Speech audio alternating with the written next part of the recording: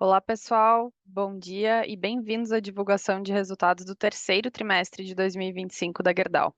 Sou Mariana Dutra, Head de Relações com Investidores, e participam dessa videoconferência nosso CEO, Gustavo Werneck, e o CFO, Rafael Japur. Lembramos que essa transmissão está sendo feita com tradução simultânea para inglês e você pode escolher o idioma de preferência clicando no ícone do globo na parte inferior da tela. Durante a apresentação, todos os participantes estarão apenas como ouvintes e, em seguida, daremos início à sessão de perguntas e respostas. Analistas e investidores poderão entrar na fila através do botão Raise Hand. Vale ressaltar que as perspectivas aqui apresentadas constituem-se crenças e premissas da companhia, com base em informações atualmente disponíveis. Considerações futuras não constituem garantia de desempenho e dependem de circunstâncias que podem ou não vir a ocorrer. Passo agora a palavra ao Gustavo para dar início à nossa apresentação. Por favor, Gustavo, pode prosseguir. Um minuto. O vídeo dele tá fechado? Fechado.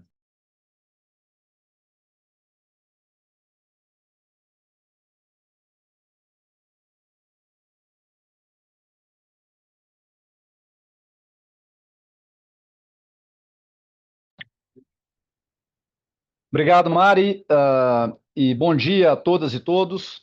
Na verdade, boa tarde, né, a todas e todos, aí, meio-dia e um. Espero que vocês estejam bem e agradeço a oportunidade de estarmos juntos, mais uma divulgação de resultados. A gente vai comentar brevemente, né, sobre os destaques do trimestre e as perspectivas para as nossas operações. E daí, na sequência, a gente segue para a nossa sessão de perguntas e respostas. Queria destacar aqui no início que tivemos um trimestre marcado por dinâmicas diferentes nas principais regiões em que atuamos, são a América do Norte e o Brasil.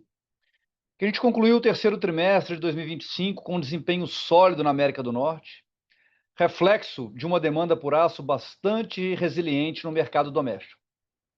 A redução do nível de importações contribuiu para que nossos volumes totais subissem tanto na comparação trimestral quanto na anual, chegando a uma alta de mais de 10%.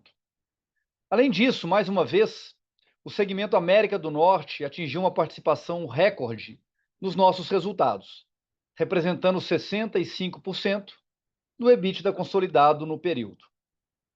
Por sua vez, aqui no Brasil, o mercado local seguiu sendo impactado pela entrada excessiva de aço importado no terceiro trimestre. A taxa de penetração de importações segue em ritmo acima de 6 milhões de toneladas em 2025, o que representa 29% das vendas internas, reforçando a necessidade urgente da implementação de medidas que possam, de fato, atuar na defesa comercial da indústria brasileira do aço e dos empregos nacionais. Diante desse cenário, eu destaco a internacionalização e a diversificação geográfica como importante diferencial estratégico para os nossos negócios. E, por fim, gostaria de destacar o progresso do projeto de mineração sustentável em Miguel Burnier, que atingiu 90% de avanço físico. Alguns equipamentos do complexo já iniciaram comissionamento e testes a quente, com o início da operação integrada do projeto prevista para o início de 2026.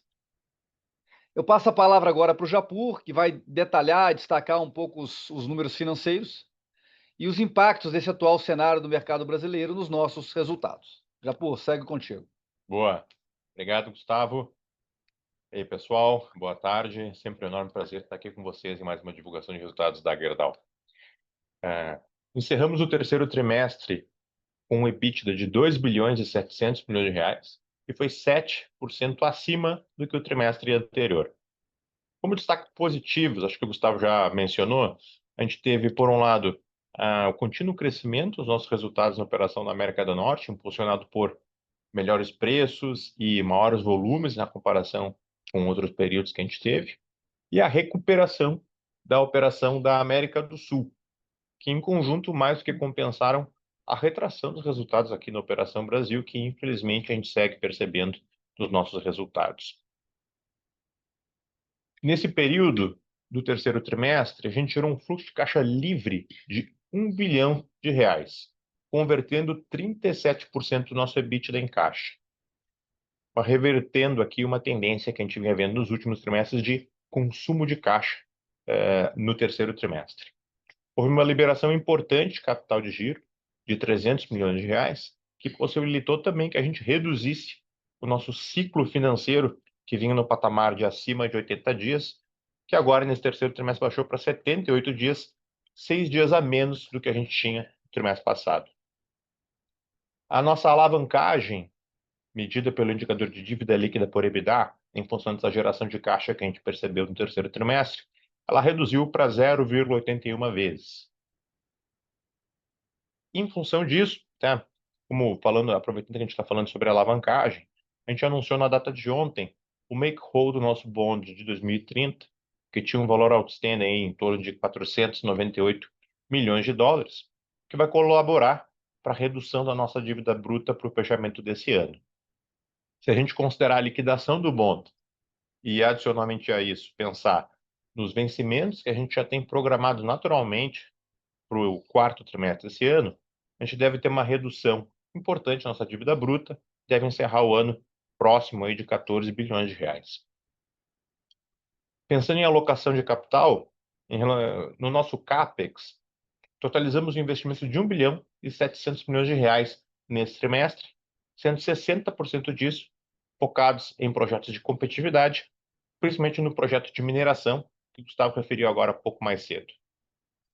Além disso, queria aproveitar a oportunidade de reforçar a informação que a gente trouxe no nosso Investor Day, agora no dia último, 1º de outubro, no qual a gente divulgou o guidance de CAPEX para o ano de 2026, de 4 bilhões e 700 milhões de reais, uma redução importante de 22% em relação àquilo que a gente tem previsto para o ano de 2025.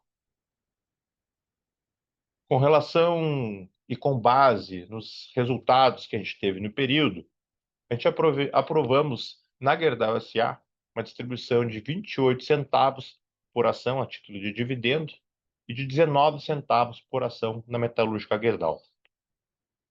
Com relação às nossas recompras de ações, já executamos 88% do nosso programa de recompra de 2025 para a Gerdau S.A., o que representa em torno de 2,9% das ações em circulação, ou um investimento de 902 milhões de reais que a gente retornou por nossos acionistas. Se a gente fizer a soma e incluir nesse trimestre o que a gente investiu entre dividendos e recompra por nossos acionistas, no terceiro trimestre a gente teve um payout de 75% do nosso lucro líquido, mais do que o dobro do que é estabelecido na nossa política e no nosso estatuto. Isso, essa expressiva retorno de capital para os acionistas, foi feito sem sacrificar a nossa alavancagem, a gente teve uma melhora no nosso indicador de alavancagem nesse trimestre, e sem deixar de fazer os investimentos fundamentais para que a Gerdau siga continuamente gerando valor para os nossos acionistas no futuro. Eu paro por aqui e volto com vocês na parte de perguntas e respostas. Tá bom, Japur, obrigado. E vamos falar agora um pouco sobre as perspectivas para os próximos meses e também para 2026. Na América do Norte, a gente segue vendo a demanda de aço estável em patamares elevados, com um backlog de pedidos em níveis saudáveis e acima da média histórica, com possível impacto negativo em volumes, atrelado à sazonalidade típica de um quarto trimestre. Embora o cenário para 2026 ainda esteja se consolidando, vemos com perspectiva positiva a demanda de aço para o mercado norte-americano, fruto do desempenho dos setores de energia solar, data centers e infraestrutura, uma projeção de queda contínua nas importações, priorizando o uso de aço produzido localmente. Aqui no Brasil, enquanto isso, o mercado doméstico deve ser impactado negativamente no quarto trimestre pela típica sazonalidade de final de ano. Para 2026, o cenário também é incerto, mas estamos mais otimistas com o avanço de medidas de defesa comercial por parte do governo federal contra a concorrência desleal de aço importado, com base no sólido diálogo que o setor vem tendo com os órgãos competentes. Acreditamos ainda em uma leve recuperação dos setores automotivo e industrial, bem como a estabilidade do setor de construção civil.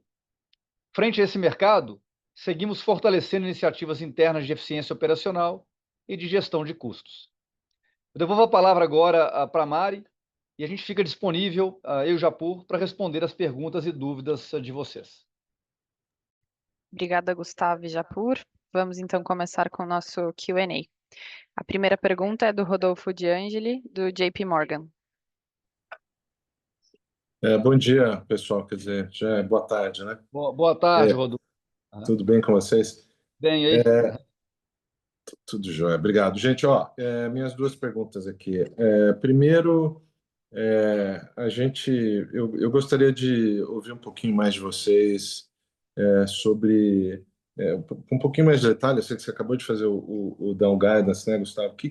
Qual que é o que precisa acontecer? Quais podem ser as estratégias aí para que se mude, né, esse desafiador aí, ambiente que a gente está vendo para o business no Brasil?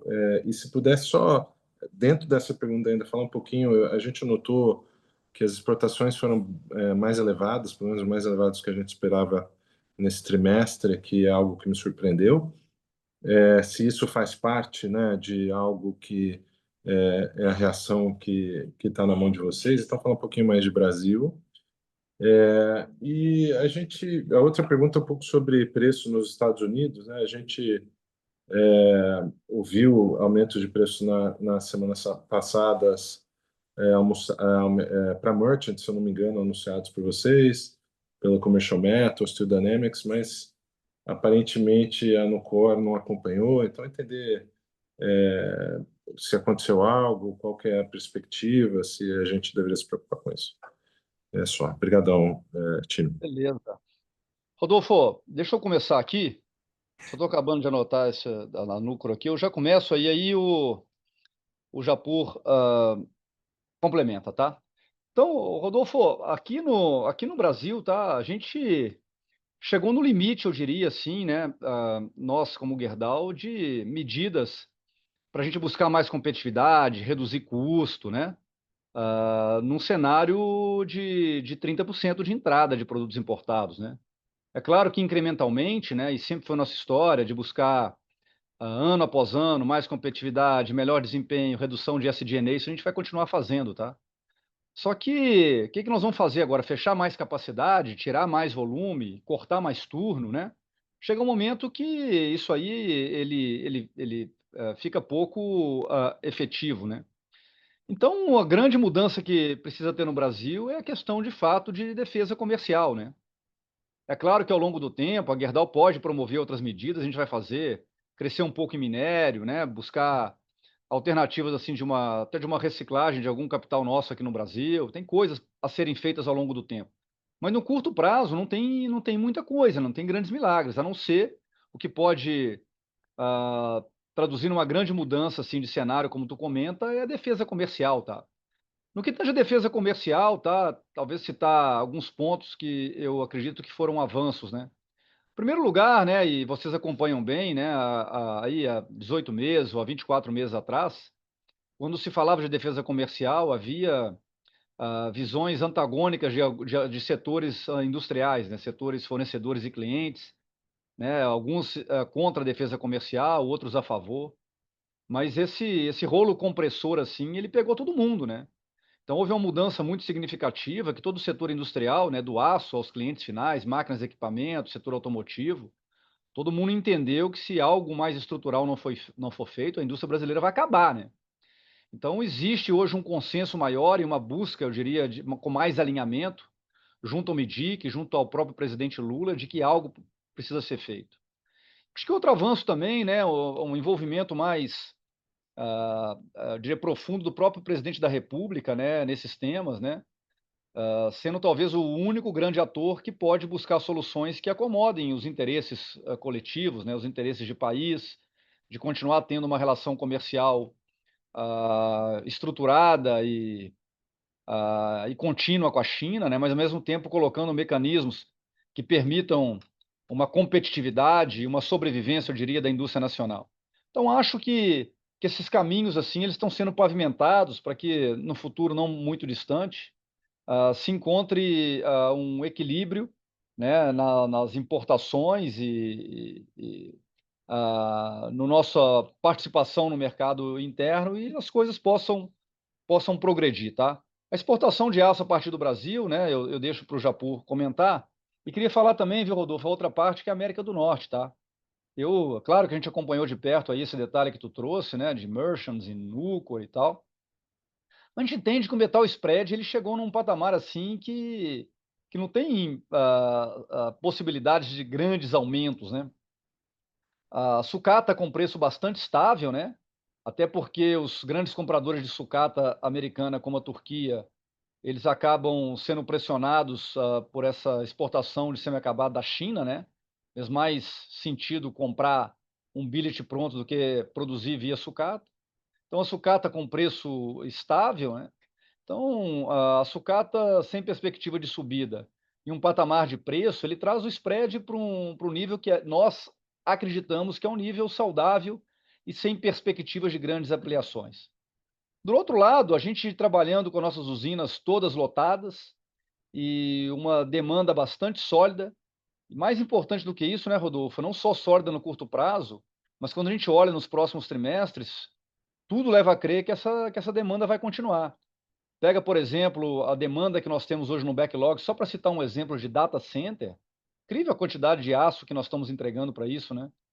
E quando a gente olha a quantidade de data center esse ano sendo construído nos Estados Unidos, é assustador, né? Então, estava fazendo a continha esses dias, né? Em metro quadrado, os data centers construídos nos Estados Unidos esse ano correspondem a 800 campos de futebol, né? Imagina pegar 800 Maracanã, é o que está sendo construído de data center nos Estados Unidos, né? Então, isso vai continuar muito forte ao longo dos próximos anos, por causa da inteligência artificial e o tech de forma geral. Tu olha também o segmento de energia renovável, ainda tem incentivo e a gente continua entregando bastante aço. Então, acho que chegou um momento lá na América do Norte de bastante equilíbrio, né? Então, eu não me preocupa o fato de alguns competidores terem anunciado aí um aumento e o competidor que tu citou o nome aí não ter seguido, tá? Eu entendo perfeitamente, até porque, reforçando a minha visão, eu não acredito que exista um ambiente para uma dilatação maior, ou muito maior do metal spread que atualmente tem sido praticado por lá, tá? Mas, Japur, tem um pedacinho aí, né, de exportação que eu queria deixar contigo e algum complemento aí ao Rodolfo. Claro, tudo bem, Rodolfo? Acho que das exportações, como a gente, muitas vezes as exportações elas são por via portuária, né? Então, um navio ou outro navio tem um impacto muito grande no volume de um trimestre ou outro, né? Se escorrega para um trimestre o embarque ou não escorrega, né? Quando a gente pensa em proporção, trimestre passado a gente exportou mais ou menos 17% das nossas vendas, esse trimestre foi 20%. Então teve uma variação ali, sim, em relação àquilo que a gente vem operando, mas acho que nada fora da normalidade. Tem uma questão aí de muitas vezes de embarques que a gente espera fazer no final do mês, que escorregam e passam para o trimestre seguinte. Então tem esse efeito aí também, tá? Não tem nada estruturalmente diferente do ponto de vista de volume de exportações, quando a gente compara com o nosso resultado. Acho que aproveitando um gancho e algumas perguntas que vieram com relação à expectativa de preços e resultados, né, receita realizada na América do Norte, importante relembrar que a gente teve também uma questão de variação cambial, né, no Brasil, que o dólar desvalorizou, então em reais, tem que pensar em dólares realmente quanto é que foi a variação de preço no nosso mercado lá, e uma questão de mix. A parte de perfis estruturais, a gente teve aí uma captura de preço ao longo do trimestre, tá? No nosso mix.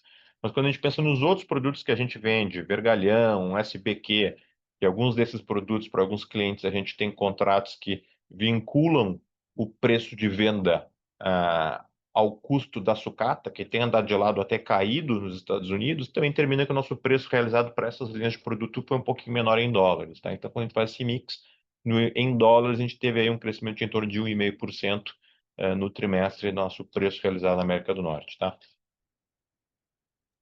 Excelente, obrigado.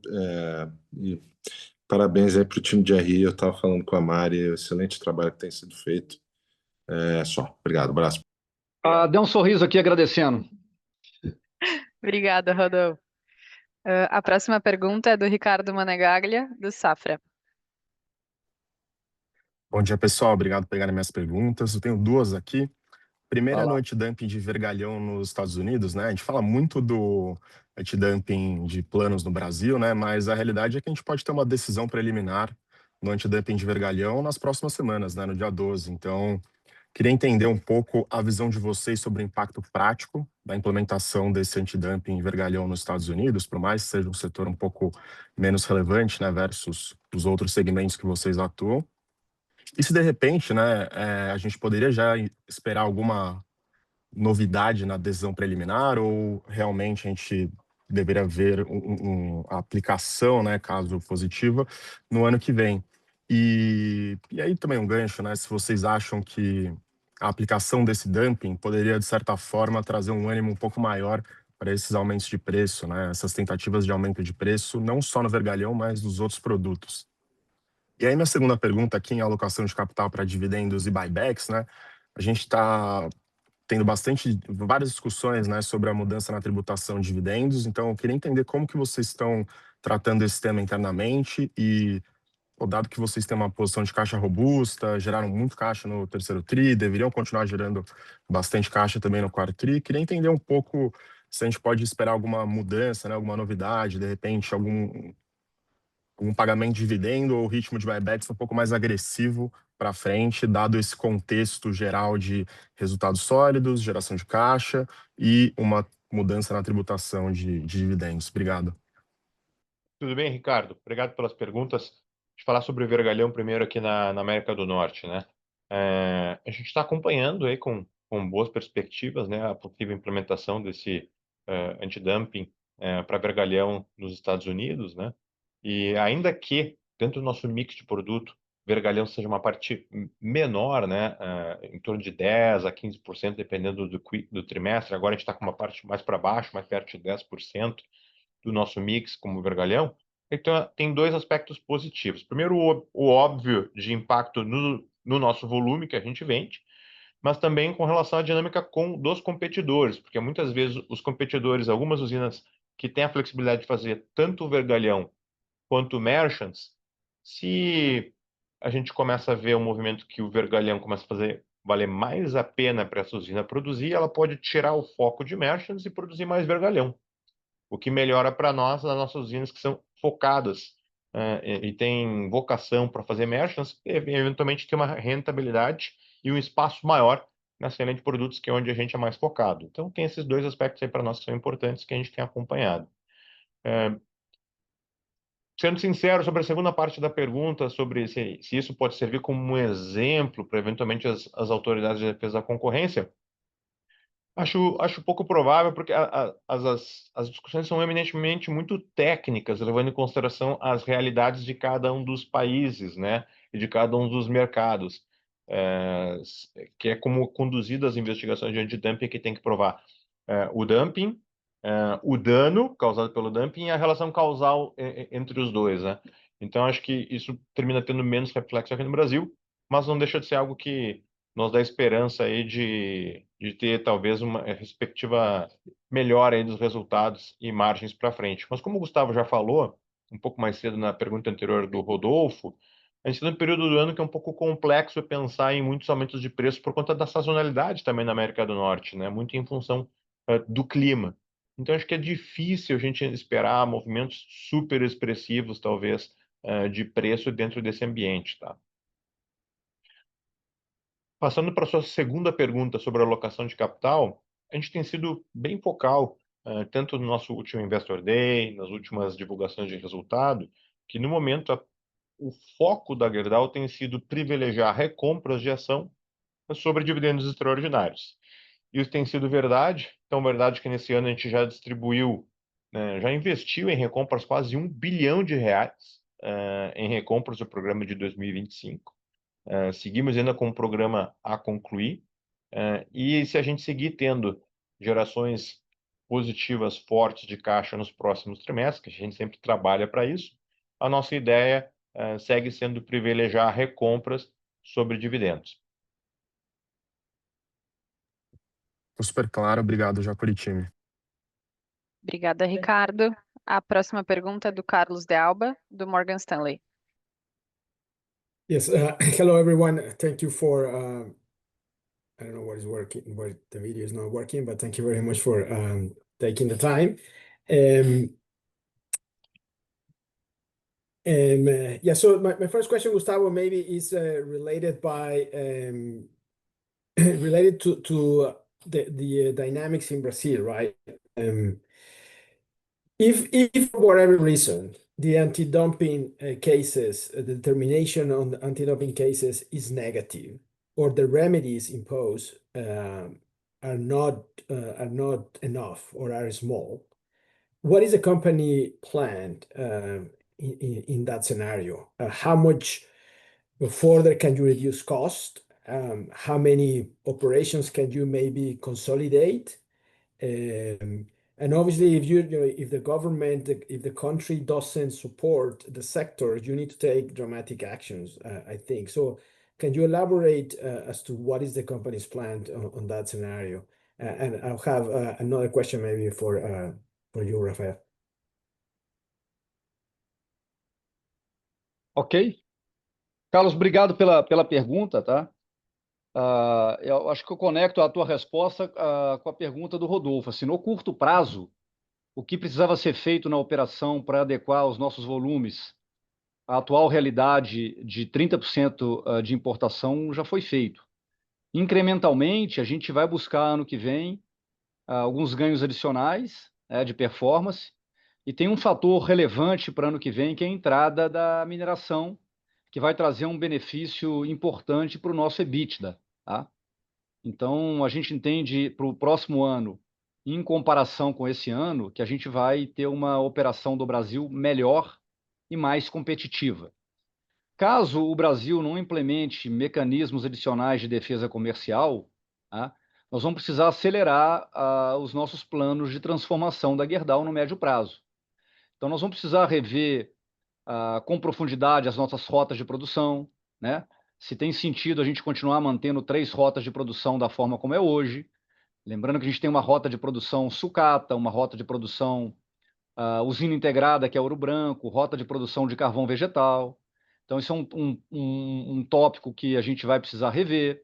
A gente vai rever também as questões de mineração, se tem sentido ou não a gente seguir crescendo e produzindo um pouco mais de minério. A gente vai ter que rever com mais profundidade o nosso footprint no Brasil, porque a gente acredita que a gente tem oportunidade ao longo dos próximos anos de promover mudanças, a gente vai ter que acelerar isso. Então, a grande questão nossa é até que ponto nós vamos precisar acelerar os planos de transformação da Gerdau no Brasil para ela ter condição de competir, tá, com um aço chinês subsidiado, né? É claro que essa transformação ela pode ser acelerada ou não por alguns motivos. Então, a certeza que nós temos que os resultados da América do Norte seguirão fortes, isso nos dá fôlego para a gente poder acelerar isso, tá? Então, eu diria que a própria CAPEX, né? A gente pode ou não colocar um pouco mais de CAPEX ao longo dos próximos 5, 10 anos, dependendo como for a geração de resultados, para a gente acelerar essa transformação. Então, os planos de próximos 10, 15 anos eles estão prontos. A grande questão nossa interna é até que ponto a gente dá celeridade ou não, porque a gente também tem desejo de seguir melhorando o nosso footprint nos Estados Unidos. Então, essa escolha de onde a gente vai alocar capital para a gente acelerar as nossas transformações no Brasil é o ponto que a gente vem debatendo, tá? Então, uma resposta mais geral seria essa, tá, Carlos? Muito obrigado, Gustavo. Aí você antecipou um pouquinho a pergunta que eu tinha para Rafael. Não sei se ele dá para responder ou você, Gustavo, quer fazer. Mas como deveria a gente entender um pouco o benefício sequencial do projeto de Mineiro que vai começar agora pronto? Claro, tudo bem? Responde, Japô. Claro, tudo bem, Carlos? Uhum. Gostei que seu coletinho aí está identificado para o Gustavo, né? Você entrou já na conference call aí, bem identificado aí com a temática aí, né? Brincadeiras à parte, o Gustavo já detalhou no speech dele, né? A gente já está conduzindo testes da parte a seco, da mineração, da britagem, a moagem, e no final do ano agora a gente começa as parte úmida do processamento e já começa o ramp-up ao longo do início do primeiro trimestre do ano que vem, final deste ano, né? Acho que o principal benefício que a gente vai ter no primeiro ano vai ser um benefício de redução de custos da nossa mistura, do alto forno, ela não vai ser tão integral no primeiro ano, porque obviamente a gente vai ter tanto uma curva de aprendizado na mina para operar o novo complexo, quanto na usina de Ouro Branco para usar esse novo mix de produto. Então, a gente não antecipa ter uma redução já significativa no primeiro trimestre, né, de operação da mineração, mas ao longo do ano a gente entende que a gente vai convergir para aquele patamar de cash cost de $30 por tonelada que a gente passou para o projeto, e isso vai ser uma alavanca importante benefício para o nosso alto forno. A gente tem uma redução da nossa cesta metálica, de quanto a gente usa de minério e fundentes, né, para fazer a redução no alto forno, já estimada no primeiro ano. Não só a redução da carga metálica que vai no alto forno, mas também da quantidade de carvão que a gente consome para produzir a mesma quantidade de aço. Porque a gente está não só reduzindo o custo da carga metálica, mas também aumentando a concentração de percentual de ferro dessa carga metálica. Como a gente vai ter uma concentração maior de ferro nesse mesmo volume de alto forno, a gente produz mais aço lá na frente e por isso a gente consome menos carvão para produzir uma quantidade igual de aço. Então, no primeiro ano, a gente já enxerga e imagina que a gente vai ter em torno de 400 milhões de reais, né, de benefício, que a gente colocou no nosso Investor Day, principalmente pela alavanca de custos, mas também com parte de venda de minério para terceiros. E a partir de 2027, a gente deve ter o benefício integral do projeto, aí, que é em torno de 1 bilhão, 1 bilhão e 100 milhões de reais, nesses níveis de preço que a gente está vendo hoje de minério próximo de $100 por tonelada. E, Carlos, eu acho que vale a pena Obrigado. comentar, tá? Eu acho que eu não tinha feito esse comentário ainda em nenhum momento, tá? Que esse direito minerário, assim, que nós estamos explorando agora de Miguel Burnier, é um dos diversos direitos minerários que nós temos no estado de Minas Gerais, tá? Então, é um direito minerário que ele é muito significativo no sentido da qualidade do minério, mas também de volume que a gente pode explorar ao longo dos próximos anos, né? Esse projeto especificamente, ele nos garante uma produção desse minério de ferro de alta qualidade por um período superior a 40 anos, tá? Mas a gente tem a possibilidade ainda no futuro de lavrar mais minério, né? Porque a quantidade de minério nesse ativo específico é muito grande. Mas também temos outros direitos minerários, né, que a gente pode ou não, dentro da pergunta que você fez, tomar a decisão de explorar, de monetizar ao longo do tempo, tá? Então, se a gente quiser, se a gente entender de fato que isso é uma oportunidade, nós não dependeríamos de desembolso de CAPEX para comprar direitos minerários, né? A gente já tem, já faz muitos anos, direitos minerários de qualidade, de geografia, de localização, muito relevantes no estado de Minas Gerais, tá? Entendi. Obrigado. Parabéns. Obrigada, Carlos. A próxima pergunta é do Caio Ribeiro, do Bank of America. Boa tarde a todos. Obrigado pela oportunidade. A primeira pergunta seria específica sobre o pacote de investimento em infraestrutura, o IIJA, onde ainda resta, né, um valor considerável, né, para embolsado dos recursos, que vocês comentam em 60%, né, dos recursos totais.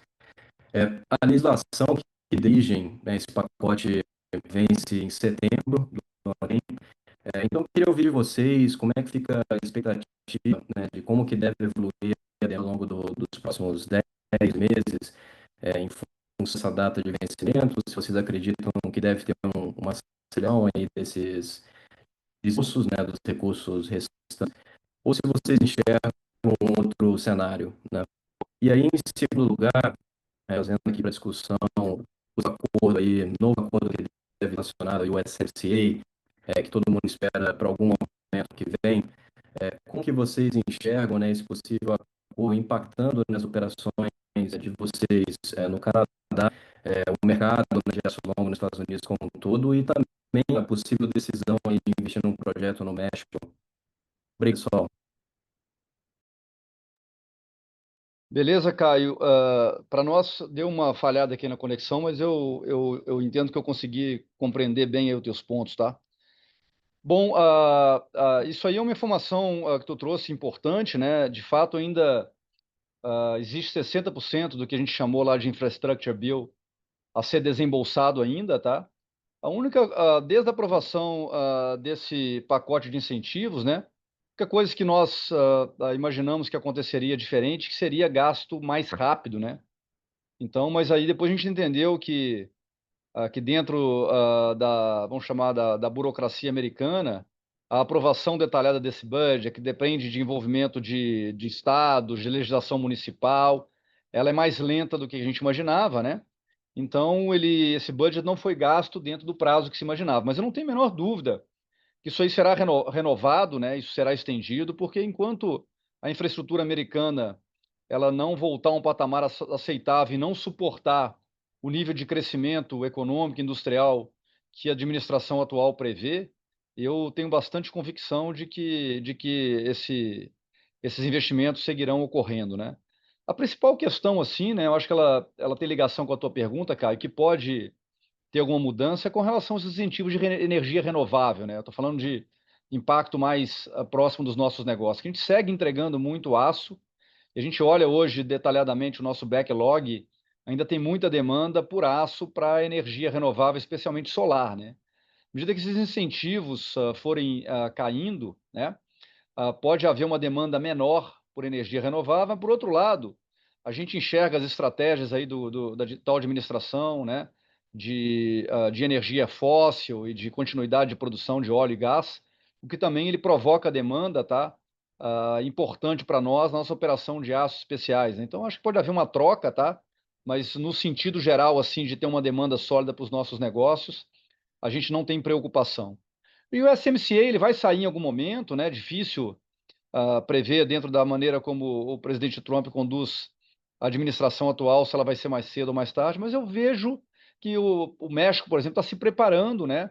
Dentro daquilo que os Estados Unidos coloca como premissa não negociável, para que esse acordo aconteça, né? Então, preocupações também relacionadas ao nosso negócio, de o México criar condições de garantir que todo o aço que se traduza em algum tipo de componente a ser exportado para os Estados Unidos, ele seja fundido localmente, né? Ou seja, o México vem implementando mecanismos para evitar a triangulação de aço chinês passando pelo México, sendo transformado e indo para os Estados Unidos.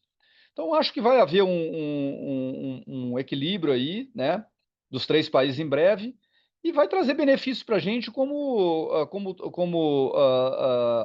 o acordo trouxe enquanto ele foi vigente, né? A gente segue com um pouco de dúvida, viu, Caio, com relação à possibilidade real da gente executar aquele investimento de aços especiais que a gente paralisou, né?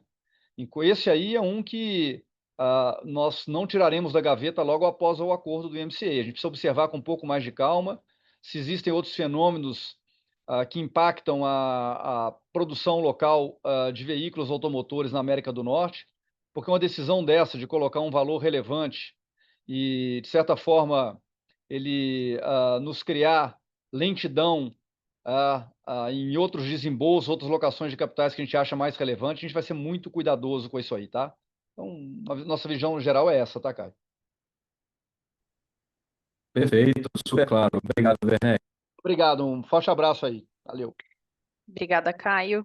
A próxima pergunta é do Daniel Sasson, do Itaú BBA. Oi, pessoal. Obrigado, Mari. Obrigado, Japur, Werneck, pela apresentação, por pegar minhas perguntas. A minha primeira pergunta é relacionada ao outro, acho que vocês comentaram um pouquinho sobre o projeto de Miguel Burnier, super importante para a competitividade estrutural da empresa, mas queria explorar um pouquinho o outro, né? O projeto de laminado a quente, HRC, que vocês startaram no começo do ano, ele rampou aí ao longo do ano e chegou já aí a plena capacidade agora no quarto trimestre. Se vocês puderem comentar um pouquinho sobre quanto daquele benefício adicional de 400 milhões que vocês abriram para a gente no Gerdau Day, né, esperados desse projeto, se vocês já tiveram alguma coisa em 2025, só para a gente pensar no delta, né, no adicional de EBITDA, que vai contribuir ali, vai ser um building block do que o Gustavo comentou de melhora de EBITDA na Operação Brasil Tri contra Tri, além do projeto de Miguel Burnier. Então, só para entender esse projeto especificamente.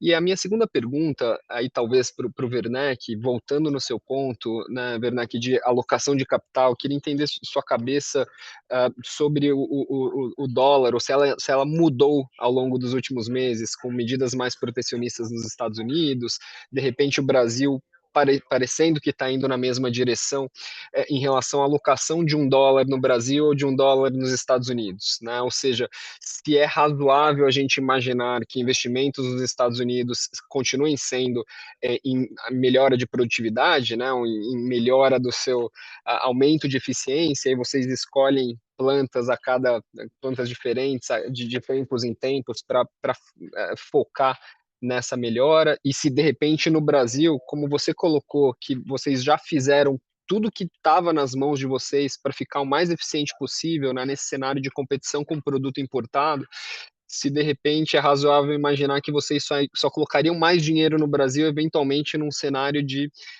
consolidação, há oportunidades, tem espaço para comprar players menores, isso fica mais fácil de ser justificado no CAD no momento em que 30% do volume consumido aqui, ou 25% mais para planos, é verdade, mas é importado. Então, só queria entender a sua cabeça em relação a essa alocação de capital entre regiões, Gustavo. Obrigado, pessoal. Tá bom, Dani, eu vou começar aqui. Acho que vamos inverter. Eu começo, porque no meu racional de alocação de capital, aí eu crio a condição do Japur falar especificamente sobre esse investimento lá de Miguel Munena, de Ouro Branco, tá? Do Bobinas a Quente, tá? E aí, Japur, tu complementa, tá? Dani, nós estamos fazendo CAPEX há 125 anos, né? Então a gente tem 125 anos de aprendizado, né? Entendeu? O que funciona, o que não funciona.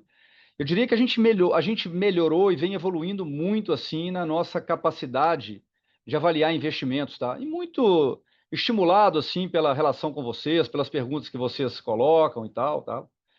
E embora a gente tenha evoluído muito nesse processo assim de alocação de capital, de decisão de investimentos, né? A gente percebe que de forma geral no Brasil existem mais variáveis que impactam o nosso negócio do que na América do Norte, tá? Então, um exemplo prático, assim, que está todo mundo enfrentando aí no setor elétrico, né, esses curtailments, né? Então, quem imaginava depois que ia ter um nível, assim, de corte de energia como está tendo agora, né? Então, coisas como essa vêm nos mostrando ao longo dos anos que é mais difícil a gente alocar $1 aqui no Brasil do que alocar $1 fora, tá? Existem muitas variáveis que não estão no nosso controle, tá? Então, a gente tem olhado isso aí com bastante cuidado, tá? Até porque um processo de alocação de capital no negócio igual ao nosso, a gente só vai ver se o retorno se inicia ou não 1 ano, 2 anos, 3 anos depois, tá? Então, quando tu olha o investimento desse em bobinas a quente, né, que a gente era muito otimista, assim, de que quando a gente partisse esse investimento, o mercado ia estar lá, crescendo, com pouco importado, a realidade agora é diferente. Então, obviamente, quando a gente pensa agora a próxima fase, que esse projeto não acabou por aqui, tá? Tem uma terceira fase de bobinas a quente que a gente poderia implementar, né? A gente vai ter que ter um nível de escrutínio e de cuidado muito maior, tá? O que também, de outro lado, aqui no Brasil, tá? Isso estimula a gente, viu, Daniel, a ter um nível de cuidado com a nossa operação, que eu diria que a gente nunca teve. A gente sempre foi muito cuidadoso, assim, com a qualidade da nossa operação. E aí um tema que vocês conhecem bem, coqueria e alto forno, que tem muitos competidores enfrentando dificuldade com isso, tá?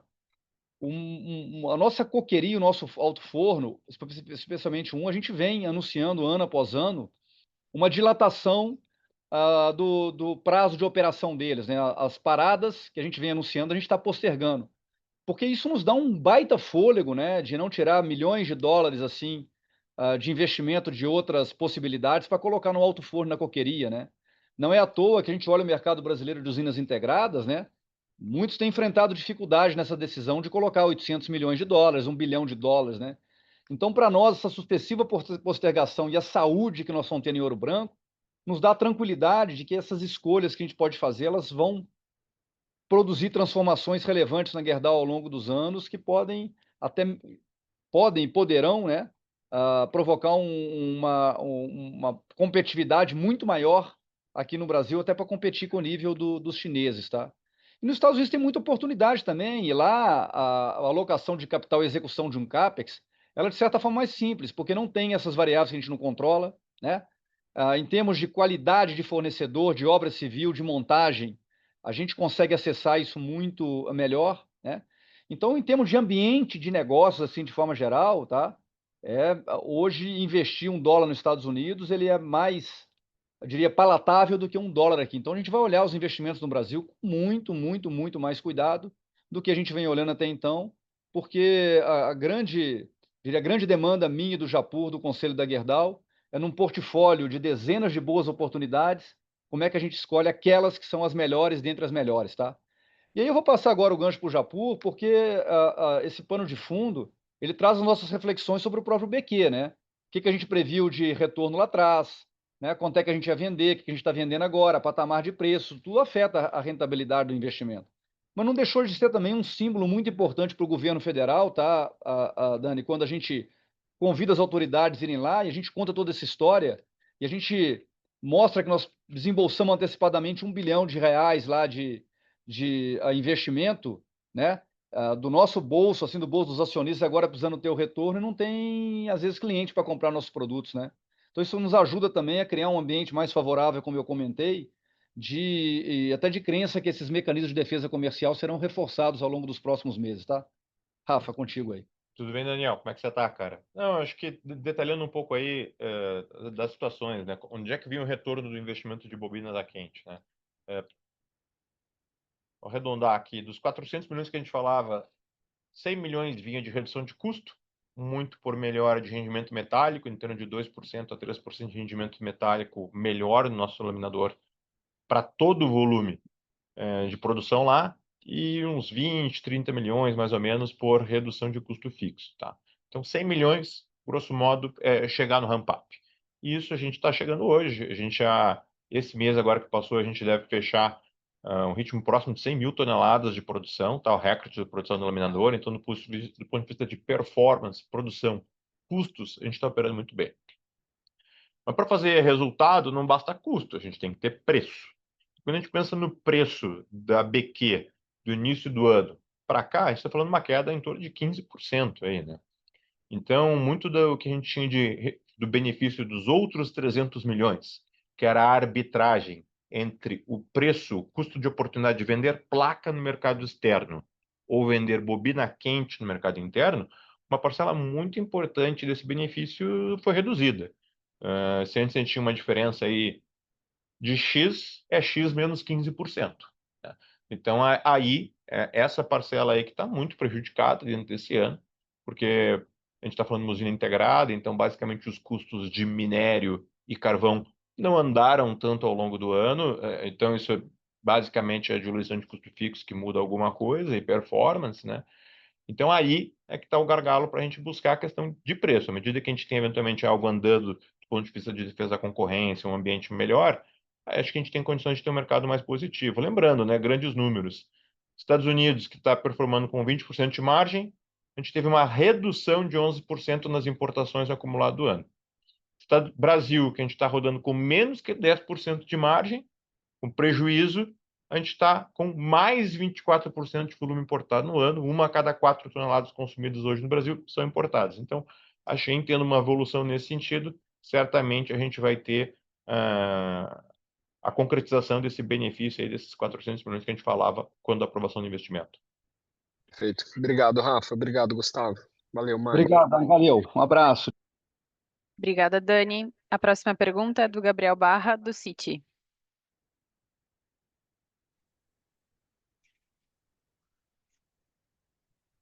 Acho que teu áudio está fechado, Tava pra Gabriel. cima. Agora foi. Pessoal consegue me ouvir bem agora?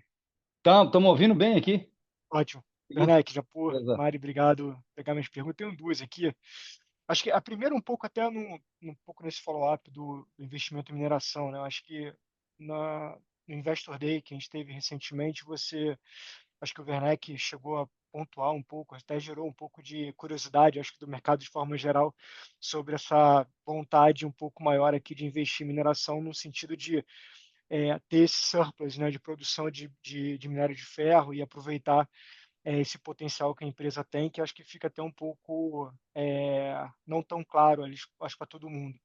Então, eu não sei se poderia falar um pouco mais, acho que você até falou um pouco sobre esses direitos minerários que nem todo mundo sabe que vocês têm, entender um pouco aqui o timeline, até na discussão de como que vocês pensam em relação a esse investimento.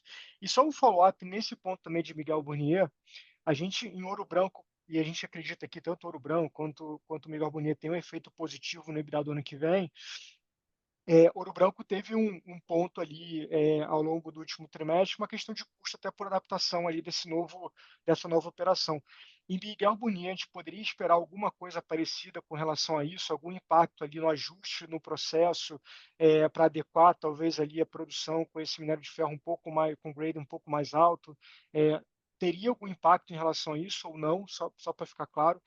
E a minha segunda pergunta acho que e também muito puxando uma questão que foi levantada no Investor Day, né? Eu acho que a gente falou, e vocês mostraram isso na apresentação, sobre o múltiplo que a companhia trada hoje, quando a gente compara com os múltiplos de empresas lá fora, existe realmente um gap, né? Esse gap, ele tem acompanhado a empresa durante algum tempo. De certa forma, acho que é até uma coisa que, não sei se incomoda ou não, mas é uma coisa que a gente vem discutindo com vocês já há algum tempo. E aí a pergunta aqui é, talvez, como fazer para mitigar ou eu diminuir esse gap, né, em relação às empresas norte-americanas, por exemplo. E aí o ponto aqui, talvez a pergunta existe uma discussão, a gente poderia ter uma discussão aqui de uma listagem lá fora, do jeito parecido como a JBS fez recentemente, a gente poderia discutir isso. Vocês acham que seria válido ter esse tipo de discussão hoje para a companhia, para tentar diminuir esse gap ou esse desconto que existe? Ou é uma coisa, não sei, né, não faz muito sentido para vocês? Eu quero ouvir um pouco de vocês sobre essa discussão. São esses dois pontos, pessoal. Obrigado. Bom, dois que virou três, hein, Gabriel? Mas tudo bem. Boa tarde, cara. Vamos começar pela parte. Vou começar pelos números, depois vou esquentando, tá? Sobre quando você perguntou ali sobre os temas de Miguel Burnier. A gente teve uma recuperação com um evento, acho que não recorrente, que a gente teve de piora dos nossos custos na nossa Operação Brasil. Esse trimestre a gente melhorou R$ 400 quase por tonelada, né? 8% do nosso custo, nosso CVT, em relação ao trimestre passado. Então a gente mostrou que realmente era algo não estrutural de Ouro Branco e das nossas operações aqui no Brasil, mas sim um tema aí não recorrente, muito em função dessas adaptações. Na resposta anterior, quando eu falava, acho que para o Carlos, sobre o ramp-up, é possível que a gente tenha oscilações de custo na nossa usina, no nosso complexo, não só pela curva de aprendizado dos equipamentos da mineração, que então o custo de processar o minério não vai ser $30 por tonelada no primeiro dia que a gente começar a operar, isso por óbvio. E também pode ser que o custo operacional a gente tenha que ter uma curva de aprendizado na sinterização e no uso desse minério no nosso alto forno. Mas para isso a gente tem feito alguns temas aí para mitigar esses efeitos, de ter eventualmente um pouco mais de estoque de pelotas e de outros minérios para poder complementar a cesta e fazer uma mudança mais gradual. A gente não vai produzir no primeiro ano 5,5 milhões de toneladas, tem uma curva de ramp-up de produção que gradualmente a gente vai consumindo mais pellet feed nas sinterizações. Assim, pode ser que algum tipo de efeito aconteça ao longo do ano. A gente, por exemplo, vai ter que fazer algumas paradas nas nossas sinterizações para fazer as últimas interconexões quando o investimento entrar em operação, porque lembrando que a gente vai consumir o pellet feed dentro dos nossos processos de sinterização, usando o processo de aglomeração a frio para poder colocar aglomerado dentro da aglomerado de pellet feed dentro da sinterização. Então a gente tem algumas paradas das nossas sinterizações ano que vem que eventualmente pode dar alguma flutuação de custo, mas a gente não entende que seja nada estrutural e que não se reverta de um trimestre para o outro, caso e se ocorrer. Com relação aos investimentos de mineração, como o Gustavo destacou no Investor Day, acho que foi uma pergunta do Rodolfo no final do Investor Day, a gente, quando fez o nosso investimento em mineração lá atrás, 10, 15 anos atrás, a gente comprou uma série de áreas diferentes dentro de Minas Gerais, algumas mais próximas da usina de Ouro Branco, outras mais afastadas da usina de Ouro Branco. No primeiro momento, a gente aprofundou a exploração em Várzea do Lopes, onde a gente tinha material mais próximo do minério a ser consumido diretamente sem processamento, tinha material de hematita e granulado à disposição para a gente explorar ali, mas a gente entendia que isso não era algo perene no longo prazo, que a gente precisaria ter um investimento mais robusto na unidade, na mina, que é próxima da nossa unidade de Ouro Branco, para até aí sim perpetuar uma competitividade em custos ímpar na siderurgia brasileira, que é o que a gente está fazendo agora com a UTM2. Mas tem outros corpos minerais ali que a gente tem direitos minerais que eventualmente a gente pode explorar. Não com viés de autossuficiência de minério, como este Miguel Burnier, mas eventualmente como centros de lucro. Não é nosso interesse competir com a Vale, virar uma super mineradora, mas a gente entende que tem sim potencial para eventualmente a gente buscar parcerias, buscar desenvolvimentos em conjunto com outras empresas de mineração do setor, eventualmente com próprias grandes mineradoras que já existem na região, como forma a destravar valor de algo que hoje está no nosso balanço, um direito mineral, mas que não está produzindo nenhum proveito econômico. Então, é dentro desse sentido que a gente tem avançado em investir um pouco mais em prospecções, fazer as sondagens, compreender melhor os corpos minerais, para ter uma decisão informada e estruturada no futuro. Mas isso é algo que está no segundo plano. Nosso grande foco hoje é entregar o nosso investimento em Miguel Burnier, fazer o ramp-up desse investimento em Miguel Burnier, em mineração, e a partir daí a gente vai poder se debruçar o nosso time de mineração, eventualmente em novas fronteiras, tá? E por último, não menos importante, com relação a múltiplo, né, e a sua pergunta sobre eventual relistagem, spin-off, muitas provocações que a gente recebe de tempos em tempos aí, tanto do mercado quanto de investidores, eu diria que não é nenhum tabu para a gente discutir eventualmente reorganizações societárias da empresa. A gente visita o tema até para se educar sobre o que está acontecendo no mercado e as mudanças que ocorrem. A gente acompanhou a transição da JBS como outras também. A gente não tem nenhum estudo concreto em andamento visando uma reorganização societária da empresa, mas é algo que a gente está sempre acompanhando, não só em função daquilo que está sendo feito por outras empresas do mercado, como os múltiplos das empresas estão performando ao longo do tempo, mas também por outras mudanças estruturais que a gente está vendo, como a própria tributação sobre dividendos, a tributação sobre lucros no exterior, coisas que eventualmente podem estimular ou desestimular o nosso apetite por investir mais tempo estudando possíveis mudanças societárias. Então, mas não é um tabu, não é algo que a gente deixe de avaliar, de estudar internamente quando oportuno for, tá? Super claro, Japur. Obrigado, Werneck. Valeu, Um abraço, obrigado. Gabriel. Obrigada, Gabriel. A próxima pergunta é do Márcio Farid, do Goldman Sachs. Olá, pessoal, boa tarde. Vou tentar ser breve aqui em função do tempo. Um follow-up aqui com relação à US. Obviamente, tarifas, potencial renegociação de tarifas com o Canadá e México é importante para vocês. Eu acho que você falou um pouquinho, Gustavo, mas eu queria entender assim, o debate que a gente tem com os investidores é sobre quão forte ou quão sticky esse momento de US pode ser, né? Então, assumindo que a gente veja uma negociação da administração americana com Canadá e México, qual que seria a reação no D+1 para as operações de vocês, considerando o risco de importação, mas também as operações que vocês têm no Canadá e no México, né? E aí, rapidamente também, pensando mais no curto prazo aqui, quarto trimestre, primeiro trimestre, geralmente são sazonalmente mais fracos, né? Mas a gente tem um momento de margem muito importante para a US. Brasil, a gente teve um one-off, como vocês comentaram também. Então, como que a gente deve pensar assim, esse momento um pouco mais de curto prazo, com rentabilidade melhorando, volume piorando? Dá para a gente ver uma certa estabilidade de resultado no consolidado para esses próximos 2 trimestres? Dá para dizer que a gente já chegou no floor de Brasil, por exemplo, e US também um momento um pouco mais favorável já? Obrigado.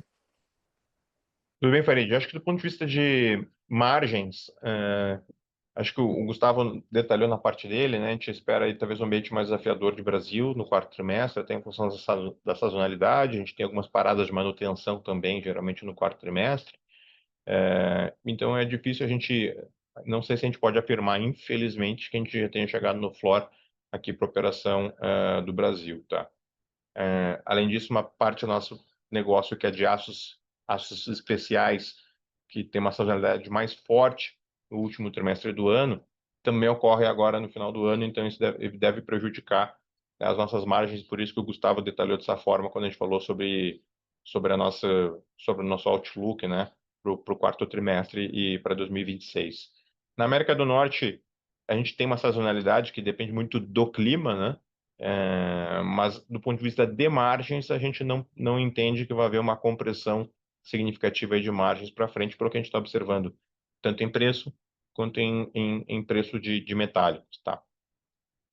Com relação a essa primeira pergunta sobre o USMCA, acho impactos imediatos, né?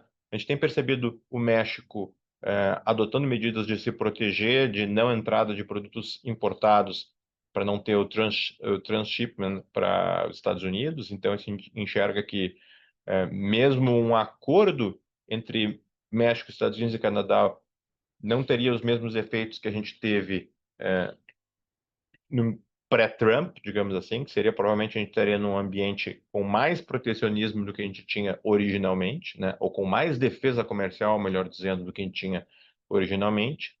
E para nós seria muito positivo algum tipo de acordo entre Estados Unidos e Canadá, porque a gente tem um grande volume que tipicamente pela forma como a gente é organizado com usinas próximos da fronteira, tanto Estados Unidos e Canadá, que tipicamente eram muito integradas, hoje a gente tem algum tipo de dificuldade operacional no nosso mix de produtos das nossas usinas do Canadá e dos Estados Unidos, em função das tarifas, que eventualmente, se fossem suprimidas ou reduzidas, dinamizariam um pouco mais aí as vendas das nossas usinas dos Estados Unidos para o Canadá e do Canadá para os Estados Unidos, por vocação dessas usinas.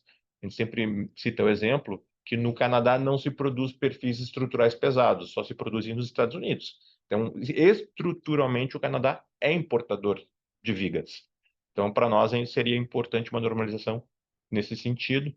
E a gente usa um pouco aqui internamente, um pouco nas nossas discussões, aquilo que foi negociado entre Estados Unidos e Inglaterra, como talvez um bom proxy, como o melhor acordo possível para alguém atingir com relação a aço, e levando em consideração que Estados Unidos e Inglaterra são talvez os aliados mais próximos historicamente, né, do ponto de vista geopolítico e comercial.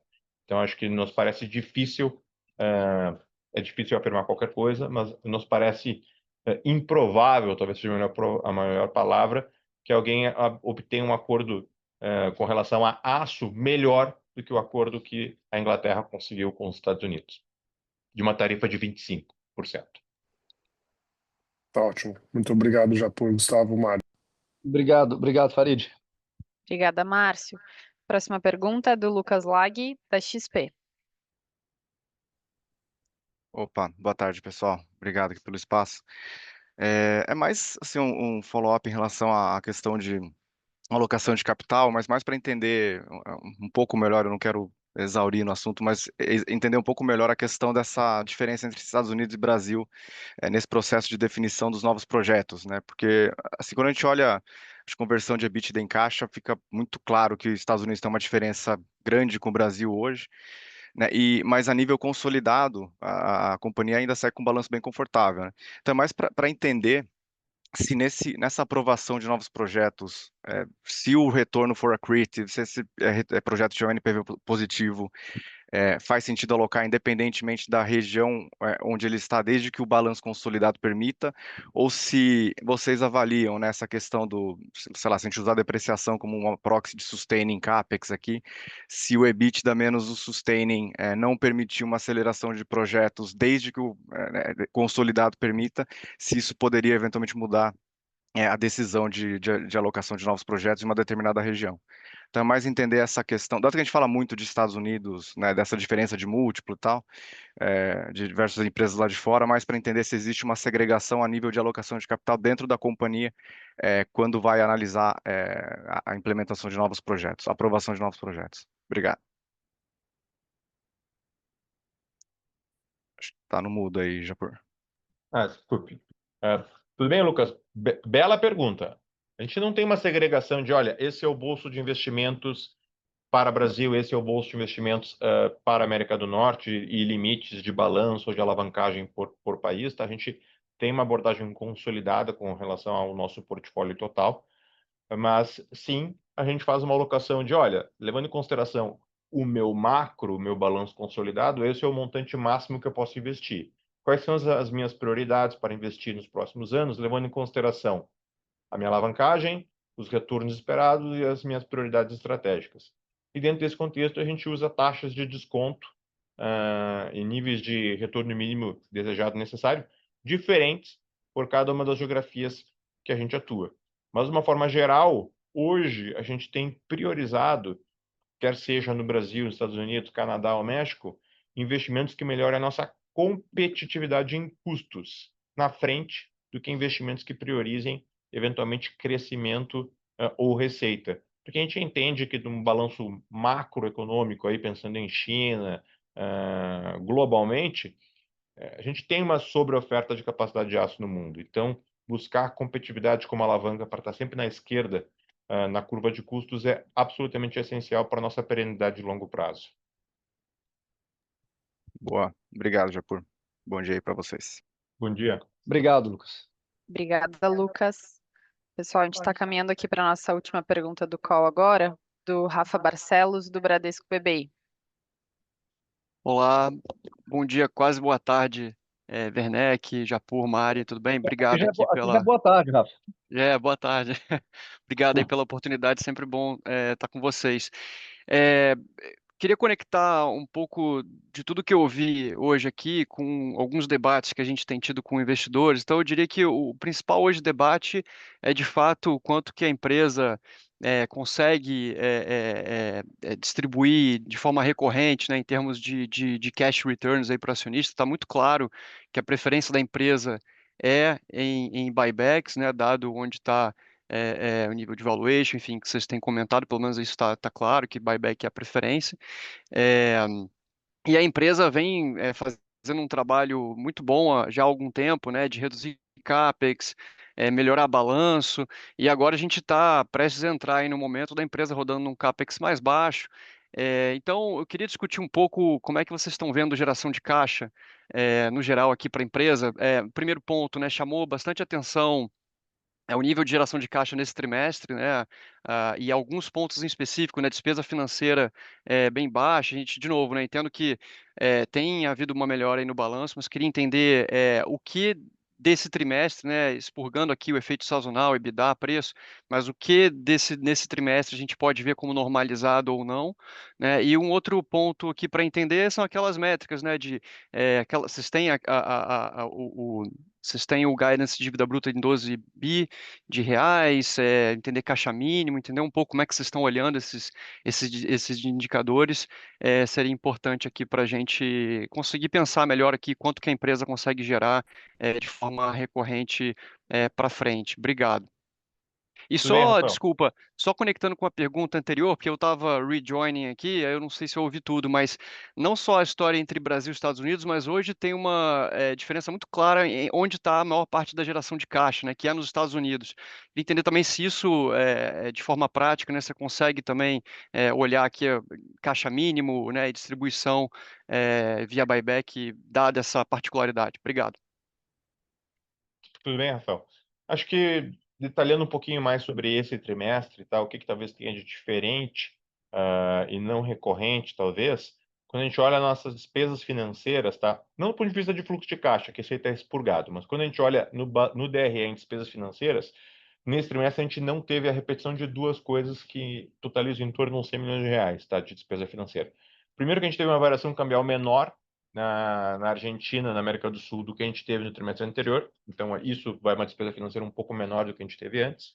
E o segundo é que a gente, no segundo trimestre, a gente teve uma emissão de um bond com tender, a emissão do bond 2035, com a recompra de outros bonds a valor de mercado, né, acima do par na maior parte das vezes. Então, a gente teve uma despesa com recompra dos bonds e com emissão do bond do segundo trimestre, que em torno, acho que uns 40, 50 milhões de reais, que não se repetiu nesse trimestre. Que isso entende, olha, isso é diferente, mas como a gente não emite bônus todo trimestre, então isso não deve se repetir no quarto trimestre também. Então, isso diria que um pouco é a diferença um pouco que se observou ali no nosso DRE com relação à despesa financeira, tá? Mas diria que o terceiro trimestre ele parece um trimestre mais normal do que, se é que dá para dizer alguma coisa normal no mundo de hoje, mas é um pouco mais normal do que o segundo trimestre, tá? E isso conecta com a tua segunda pergunta com relação à estrutura de capital. A gente anunciou o make-whole do nosso bond de 2030. Além disso, a gente tem várias obrigações que a gente vai liquidar ao longo do quarto trimestre pelo decorrer normal das suas amortizações. E a gente deve ter com isso uma redução da nossa dívida bruta para um patamar mais próximo aí de 14 bilhões de reais, que é mais próximo dos nossos patamares ali da nossa política financeira, tá? A gente não antecipa nesse momento fazer uma mudança estrutural da nossa política financeira. A gente entende que ela segue razoavelmente adequada, poderia ter algum ajuste fino aqui ou ali, mas não é uma prioridade nossa para nós. Estruturalmente, o que a gente entende é que a gente não gostaria de alavancar a empresa de forma substancial com relação à sua posição atual de caixa, tá? Com a sua posição atual de dívida. A gente está hoje com um patamar de 0,81 vezes dívida líquida EBITDA. No trimestre passado a gente estava um pouco mais alto do que isso. Mesmo com o EBITDA pior, a gente conseguiu nesse acumulado de 12 meses, tem uma alavancagem um pouco melhor para essa geração de caixa. E como a gente detalhou no último Investor Day, com a expectativa de redução dos investimentos de CAPEX no próximo ano, se a gente pensar em uma manutenção dos nossos demais resultados e linhas aí de EBITDA, capital de giro e afins, a gente teria um aumento na nossa geração de caixa, que nesse momento, como você bem destacou, a nossa prioridade é seguir retornando para os nossos acionistas via recompra de ações.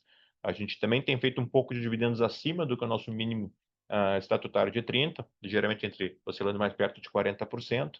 Poderia ter espaço para um pouco mais, mas hoje, no nível de preço de ação que a gente está, a gente prefere priorizar as recompras. E temos a expectativa, sim, de, em se concretizando, geração de caixa mais forte nos próximos trimestres, no próximo ano, eventualmente seguir com esses programas de recompra. A gente tem um programa aprovado agora até o final do ano, ele já falta ainda 12% dele para ser concluído, e eventualmente sim, a gente creio que faz muito sentido a provocação e a expectativa é que eventualmente a gente faça outros programas de recompra na sequência. Bom, obrigada, pessoal. A nossa sessão de perguntas e respostas está encerrada. E eu gostaria de convidá-los para a próxima teleconferência de resultados, que vai acontecer no dia 24 de fevereiro de 2026. E agradeço a atenção de todos. Até o próximo trimestre.